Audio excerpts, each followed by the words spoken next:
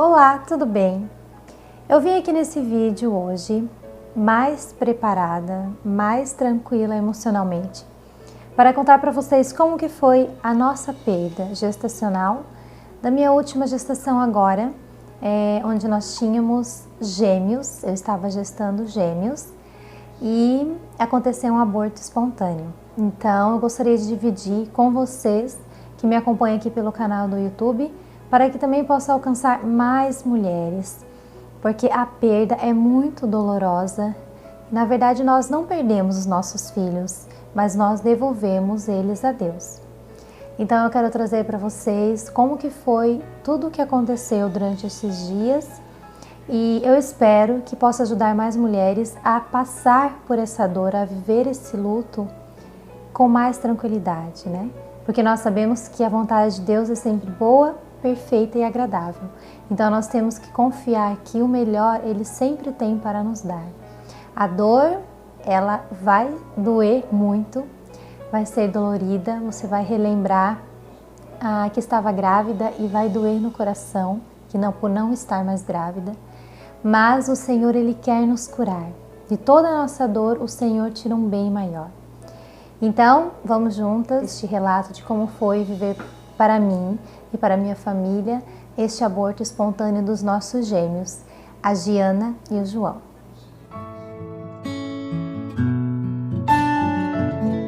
No dia 31 de maio, eu percebi durante a manhã que eu estava com uma secreção rosada.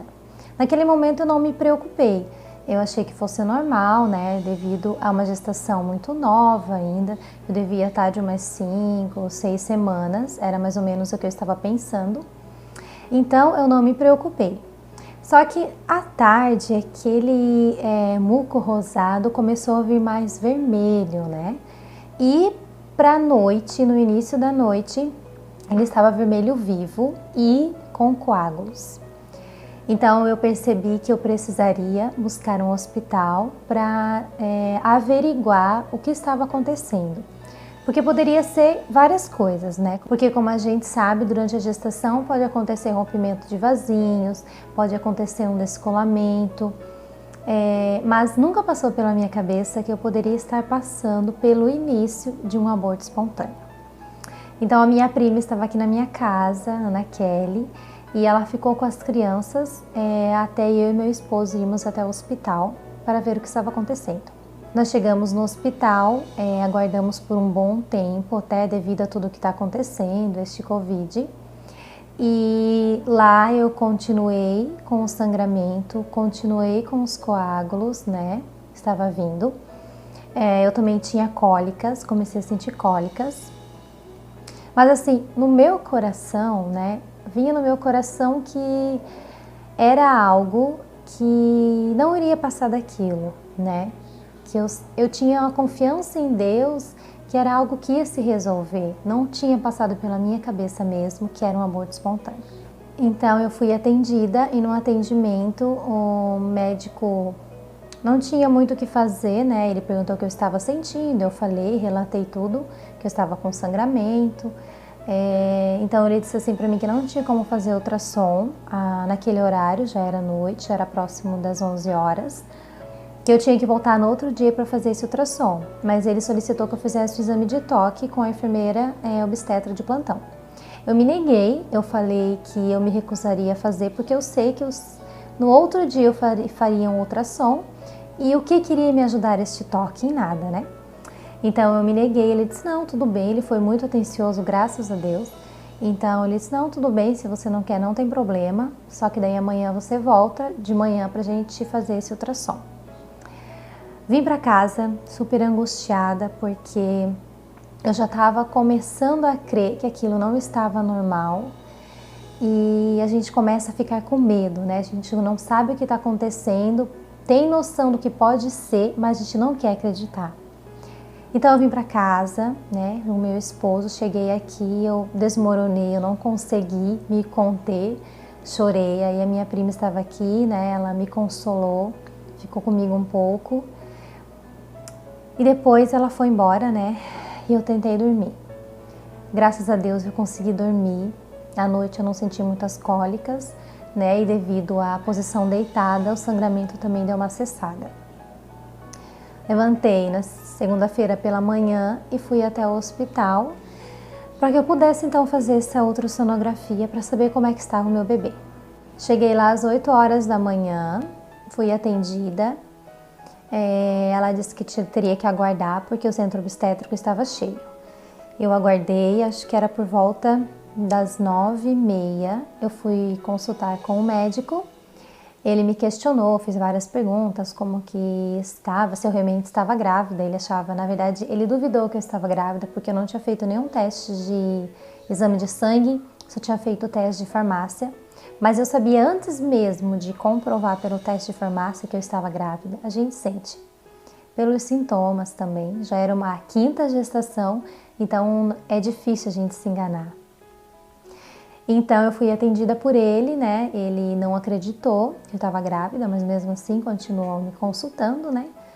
E ele pediu para fazer exame de toque. No momento eu falei novamente que eu preferia ser invadida apenas uma vez e que eu ia fazer apenas ultrassom. O ultrassom ia me dizer se eu estava com dilatação, o ultrassom ia me dizer o que estava acontecendo devido a tanto sangramento.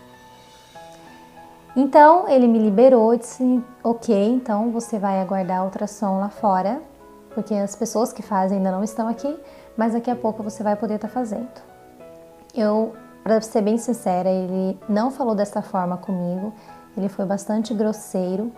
Eu me senti desrespeitada naquele momento de tanta dor que eu estava vivendo, mas eu entreguei para o Senhor e falei, Senhor, Tu sabes de todas as coisas e eu vou acolher, né, e vou entregar para Ti esta minha dor e esta minha angústia que eu estou sentindo e ainda por cima ser desrespeitada, né, sofrer uma violência porque a gente não sabe o que o outro está sentindo, né. Eu acho que as pessoas têm que ter um pouco mais de sensibilidade. Ele, como médico, deveria ter um pouco mais de sensibilidade, porque pode não ser nada, mas pode ser algo muito grave, né? Então, eu saí para fora para aguardar. E enquanto eu esperava, a angústia no meu coração vinha mais, porque aquele sangue continuava e continuava com cólicas e com coágulos. Num determinado momento, então, eu sentia vontade de ir ao banheiro.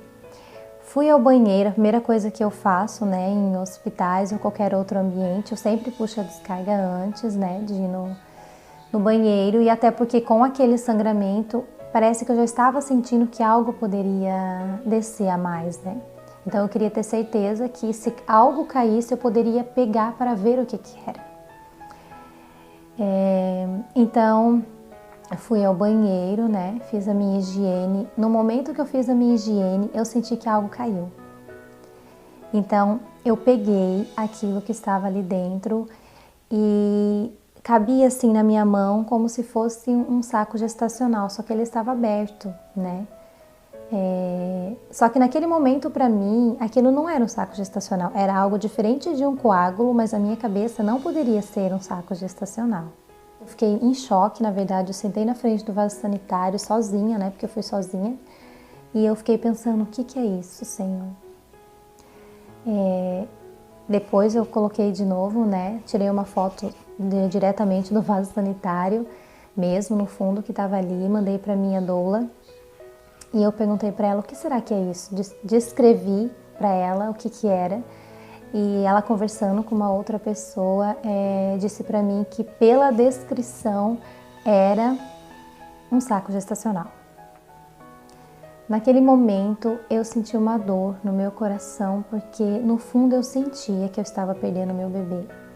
Porque era um saco gestacional, como se estivesse se desfazendo, né?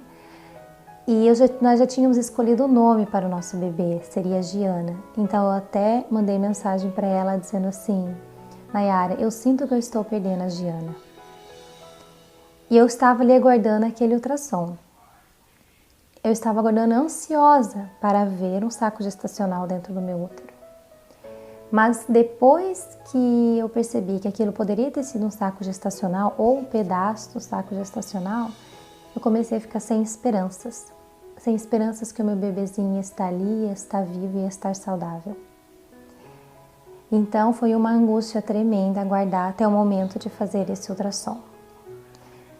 Eles me chamaram E entrei naquela sala querendo muito, mas muito no meu coração que naquela tela aparecesse um saco gestacional intacto. Eu olhei para aquela tela e quando ele disse assim, olha, nós temos um saco gestacional, nós temos uma vesícula vitelínica, mas eu não estou vendo um embrião, mas você está de 5 semanas, então eu acredito que seja totalmente normal ainda a gente não poder ver este embrião. Naquele momento eu senti como se fosse uma tranquilidade assim no meu coração, porque por mais que eu não tivesse visto o embrião, era super normal com 5 semanas, mas ao mesmo tempo que eu senti uma tranquilidade, eu saí daquela sala meio em choque, porque como que eu tinha perdido um saco gestacional e ainda tinha um saco gestacional dentro do meu útero. Aí eu demorei para entender que eu estava gestando 2 bebês, né? Até eu conseguir assimilar e devido ao meu estado emocional, eu demorei para entender que eu estava gestando 2 bebês. Então eu vim para casa pensando em tudo que aconteceu naquele hospital. E então eu entendi que o Senhor tinha me dado a graça de gestar 2 bebês, mais que um, né? Por mistério de Deus, que eu não sei, só vou saber quando eu estiver na frente dele, eu já tinha devolvido, que era a nossa Giana.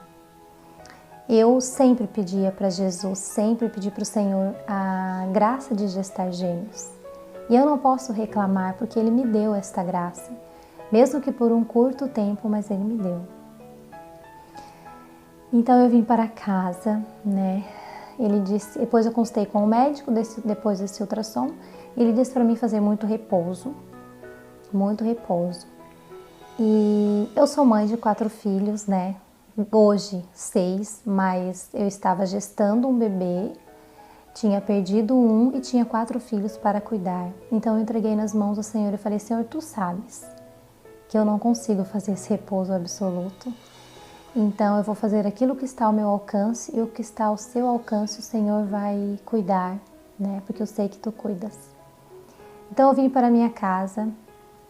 Naquele dia eu lembro que eu li o Evangelho e o Senhor falou no Evangelho claramente para mim que eu tinha perdido o meu bebê, mas que o Senhor estava derramando sobre mim a sua misericórdia. E isso foi um consolo para mim. Porque eu vim crendo que eu iria conseguir segurar esta outra gestação até o fim. O médico pediu para mim fazer depois de 15 dias um próximo ultrassom para poder ouvir o coraçãozinho do bebê, que eu já estaria de 7 semanas, né? Então eu vim para casa e passei aquela tarde tentando repousar mesmo com as crianças. E eu estava assim mais tranquila, né, emocionalmente. Aí na terça-feira eu passei o dia todo com as crianças tentando fazer repouso. Aquele dia a televisão me salvou, porque eles ficaram praticamente o dia todo. Não tinha como eu deixar eles sem a televisão, porque isso ia demandar que eu ficasse de pé, que eu estivesse sempre atenta com as coisas que eles estavam fazendo. Então eu preferi deixar eles na televisão, assistindo filmes e desenhos para que eu pudesse repousar. Passei aquele dia, né, em oração, pedindo para que o Senhor cuidasse de mim. Nesse dia as contrações deram um pouco, uma parada, né? Deram uma parada, diminuíram e o sangramento também diminuiu um pouco. Então, na terça-feira, quando eu fui dormir à noite, eu estava muito mais em paz.